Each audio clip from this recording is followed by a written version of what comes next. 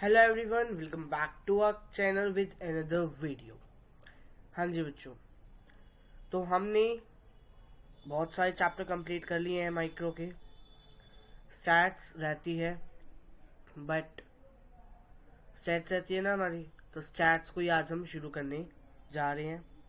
तो स्टैट्स का chapter number 1 हम शुरू कर रहे हैं बिकॉज उसी पे ही second, third, fourth, fifth chapter जो है वो बेस्ड है। आइए शुरू करते हैं। We all know that we have resources but they are limited. याद करें, मैंने आपको चैप्टर 2 में बताया था माइक्रो के। We have resources are limited but our wants are unlimited, और उससे हमारे पास चॉइस मेकिंग आता है, चॉइस आ जाती थी ना उधर भी। सो रिसोर्सेज हमारे पास लिमिटेड है, वॉन्ट्स हमारी अनलिमिटेड है। That's why there is a problem arises called choice making.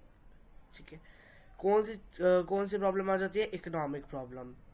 Economic problem को हम किस लेवल पर पढ़ते हैं वो मैं आपको बताता हूँ। 2 लेवल होते हैं, माइक्रो लेवल और मैक्रो लेवल। माइक्रो लेवल पे आपको पढ़ रहे हो 11th में, और मैक्रो लेवल पर आप 12th में पढ़ोगे। ठीक है ना, इकोनॉमिक प्रॉब्लम को। अभी मैं ये माइक्रो, इंडिविजुअल और फॉर्म इंडस्ट्री के बारे में कुछ बात नहीं कर रहा, मैं सिर्फ आपको बता रहा हूँ कि कितने लेवल पर हम इकोनॉमिक प्रॉब्लम पढ़ते हैं। 2 लेवल पर पढ़ते हैं, माइक्रो और मैक्रो पर। अब इकोनॉमिक प्रॉब्लम हम क्या करें, उसमें क्या आता है? एक आता है माइक्रो इंडिविजुअल और एक आता है मैक्रो इकोनॉमी या फिर कंट्री। मैक्रो इंडिविजुअल, फॉर्म या इंडस्ट्री है, एक ही है, गलती से डिफरेंट कलर से टाइप हो चुका है। माइक्रो इंडिविजुअल या फिर मैक्रो इकोनॉमी या कंट्री। माइक्रो में क्या होता है कि इंडिविजुअल फॉर्म या इंडस्ट्री के बारे में पता चलता है। एक इंडिविजुअल फॉर्म है, देखो माइक्रो लेवल पे पढ़ते हैं और हम मैक्रो लेवल पे पढ़ते हैं। अब माइक्रो में हमारे पास आता है इंडिविजुअल और इकोनॉमी में आता है, माइक्रो में आता है हमारे पास इकोनॉमी या कंट्री। हम माइक्रो का सिर्फ इंडिविजुअल फॉर्म या इंडस्ट्री पे, यानी एक फॉर्म या फिर एक इंडस्ट्री के पे लेवल पर पढ़ते हैं, एक चीज के ऊपर पढ़ते हैं। लेकिन मैक्रो में हम इकोनॉमी या कंट्री, इन दोनों में से किसी एक दोनों पे पढ़ते हैं। ठीक है, अब आ जाते हैं कुछ बेसिक टर्म्स जो आपकी इकोनॉमी में यानी इस चैप्टर में बेसिकली है। ठीक है, आइए देखते हैं। पहला है कंजप्शन। पहला है आपका कंजप्शन। कंजप्शन क्या होता है, उससे पहले आपको कंज्यूमर के बारे में पता होना चाहिए। ठीक है, कंज्यूमर के बारे में सबसे पहले देखते हैं कंजप्शन से पहले। ये रहा कंज्यूमर आपका। कंज्यूमर क्या होता है? वो पर्सन जो गुड्स और सर्विसेज को कंज्यूम करता है यानी लेता है, किस लिए? अपनी वॉन्ट्स की सेटिस्फेक्शन के लिए। जो वो चाहता है उसको पूरा करने के लिए वो गुड्स और सर्विसेज को कंज्यूम करता है। अब किसी को कोई चीज, मतलब मान लो आपको फोन लेना है, तो आप अपने पेरेंट्स को कहोगे ना, आप खाना नहीं खाते। तो जब आप खाना खाओगे तो आपकी सेटिस्फेक्शन को कौन प्रोड्यूस हो रहा है, मतलब सेटिस्फेक्शन आपकी पूरी हो रही है ना। अब देखो, आपको फोन चाहिए, आप क्या करोगे? वर्क करोगे, पैसे अर्न करोगे आप, तो आप खुद भी तो कुछ खाओगे, कंज्यूम करोगे, है ना। और अब आपको मोबाइल लेना भी है तो आपको जाना तो पड़ेगा, कोई सर्विस तो आप यूज कर रहे हो, ट्रांसपोर्टेशन आप यूज कर रहे हो। तो consumer is one who consumes goods and services for the satisfaction of his wants. अपनी wants की satisfaction के लिए वो consume करते हैं goods और services को। फिर आया consumption। क्या होता है? Let's talk about consumption. Consumption एक ऐसा प्रोसेस होता है जिसमें हम goods और services को यूज करते हैं for the direct satisfaction के लिए। कंज्यूमर अपनी सेटिस्फेक्शन के लिए करता है, for the satisfaction of his wants. लेकिन कंजप्शन एक ऐसी प्रोसेस होती है जिसमें हम यूज करते हैं गुड्स और सर्विसेज का, किस लिए? Direct satisfaction of our wants, अपनी जरूरतों के लिए, ना कि कंज्यूमर की जरूरतों के लिए। ठीक है, फिर आया हमारे पास प्रोड्यूसर। प्रोड्यूसर वो होता है जो प्रोड्यूस करता है ना। एक producer is one who produces या sells goods and services for the generation of his income, for the generation of his income. ठीक है, is it clear? Then we have production. Production की मैंने यहाँ पे आपके पास दो डेफिनेशन ली है. प्रोडक्शन एक ऐसी प्रोसेस होती है, दो तरह की डेफिनेशंस ली है. क्या ली है? एक ऐसी प्रोसेस जिसमें हम रॉ मटेरियल को यूजफुल थिंग्स में कन्वर्ट करते हैं. It is the process of computing या converting raw material into useful things. और एक ऐसी प्रोसेस जिसमें हम ऐड करते हैं यूटिलिटी वैल्यू को एक प्रोडक्ट में जान डाल देते हैं. That is called your utility value. अब एक फोन है जिसमें मान लो कि लेट्स एज्यूम दैट कि एक फोन में एक फीचर नहीं है जो कि बहुत मोस्ट इंपॉर्टेंट है, दैट इज फिंगरप्रिंट सेंसर. ठीक है, तो एक फोन था वो बिक नहीं रहा था मार्केट में क्योंकि उसमें फिंगरप्रिंट सेंसर नहीं था. लेकिन कंपनी ने एक बात सोची कि सभी फोन्स में आजकल फिंगरप्रिंट सेंसर है, तो क्यों ना हम बाकी जो प्रोड्यूस कर रहे हैं उनमें भी फिंगरप्रिंट डाल दें, और जो हमने प्रोड्यूस कर चुके हैं उनको हम रिफर्निश कर दें, उसमें हम फिंगरप्रिंट सेंसर ऐड कर दें एक और, फिर उसको रीलॉन्च करें. या फिर यूं भी कर सकते हैं कि वही चीज वही प्राइस पर बस फिंगरप्रिंट लगा के दे रहे हैं. तो क्या होएगा इससे?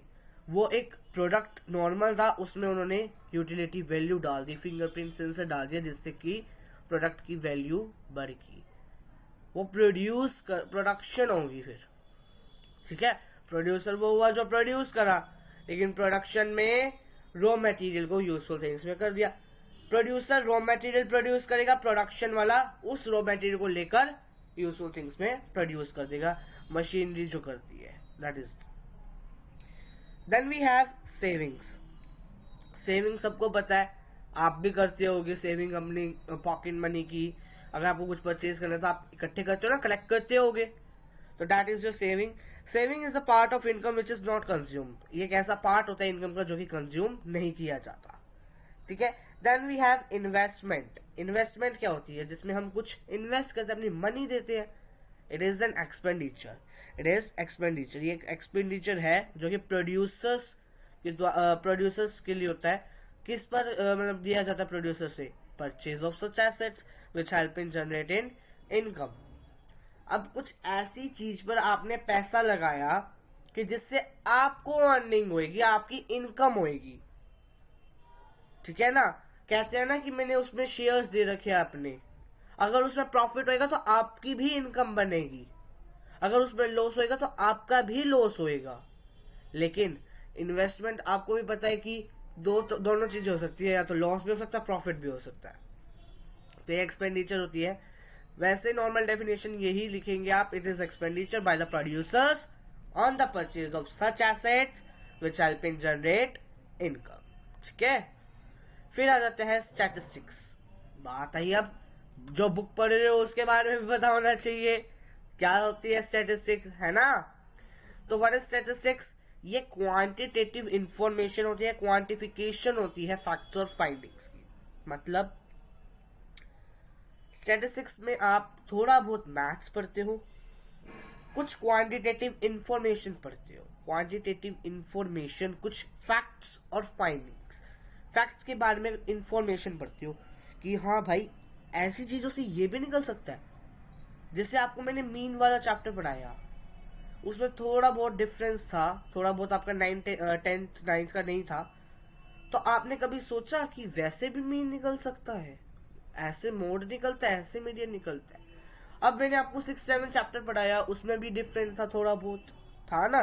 वो तो आज तक आपने पढ़ा ही नहीं था. 10th उसमें थोड़ा बहुत पढ़ा था आपने, बार डायग्राम पाई डायग्राम के बारे में, वो भी 6th 7th 8th में. अब छोड़ो उसे बात को. अब इधर स्टैटिस्टिक्स का मतलब आपको आई होप समझ आ गया होगा. Then we have for economic activities, और कुछ नहीं. 4 इकोनॉमिक एक्टिविटीज है हमारे पास. क्या है? कंजप्शन, प्रोडक्शन, इन्वेस्टमेंट, सेविंग या एक्सचेंज. कंजप्शन, प्रोडक्शन, इन्वेस्टमेंट या सेविंग, या फिर एक्सचेंज. स्टेजेस क्या आते हैं? स्टेजेस या tools in statistical study. Stages या टूल्स इन स्टैटिस्टिकल स्टडी, ये आपके बेसिकली चैप्टर्स के नेम है. ये पहला आपका सेकेंड चैप्टर है, कलेक्शन ऑफ डेटा, फिर ऑर्गेनाइजेशन ऑफ डेटा, उसमें प्रेजेंटेशन ऑफ डेटा, फिर एनालिसिस, फिर इंटरप्रिटेशन।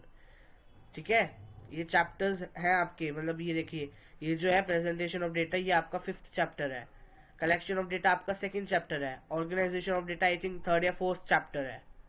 ठीक है, कोरिलेशन भी आपका चैप्टर है एक, राइट। ठीक है ना, कोरिलेशन आपका स्टैटिस्टिक्स में है चैप्टर।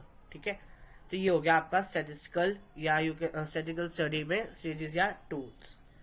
ठीक है, अब आता है हमारे पास बस 2 चीजें, लास्ट टॉपिक है या आपकी इस वीडियो का। वीडियो वैसे भी बड़ी हो चुकी है, आई नो दैट।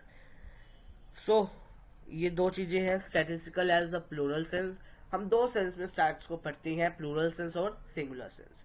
सबसे पहले प्लूरल सेंस में क्या होता है, ये वो उस चीज से रेफर करता है जो कि इंफॉर्मेशन देखती है number, in terms of number या न्यूमेरिकल डेटा। न्यूमेरिकल डेटा की फॉर्म में जो भी इंफॉर्मेशन हमें मिल रही है, तो that is your plural sense.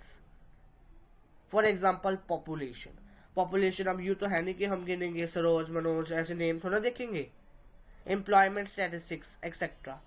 Population को हम कैसे देखेंगे, कितनी है भाई एक स्टेट में, मतलब एक कंट्री में, या यू कैन से स्टेट में 1 करोड़ है, 20 लाख है, 50 लाख है, कितनी पॉपुलेशन है वो आप नंबर में देख रहे हो। एम्प्लॉयमेंट स्टैटिस्टिक, एक कंपनी में कितने एम्प्लॉयज हैं, 200 है, 300 है, कितने हैं। ठीक है, ये हो गया आपका statistics as a plural sense. फिर आए statistics as a singular sense. Singular sense में क्या होता है, वो ये रेफर करता है उस टेक्निक या मेथड से जो किससे रिलेट करे, कलेक्शन से, क्लासिफिकेशन से, प्रेजेंटेशन से, analysis and interpretation of quantitative data. Singular sense वाला भी हम पढ़ेंगे, चिंता ना करो, वो आपका अगला चैप्टर में आएगा, कलेक्शन ऑफ डेटा जो मैं आपको बता रहा हूँ, नेक्स्ट चैप्टर उसी पे बेस्ड है। ठीक है, आई होप सो आपको वीडियो अच्छी लगी होगी, लगी है अच्छी, सो प्लीज मेरे चैनल को सब्सक्राइब करें, मेरे चैनल पे नए हैं तो सब्सक्राइब जरूर करना, और वीडियो अच्छी लगे तो लाइक कर देना। ठीक है, मिलते हैं जल्दी आपसे नेक्स्ट वीडियो में, तब तक के लिए बाय। और हाँ, ये दिख रहा है ना, ये क्या है, सब्सक्राइब इट नाउ, तो जल्दी जाओ सब्सक्राइब करो। बाय।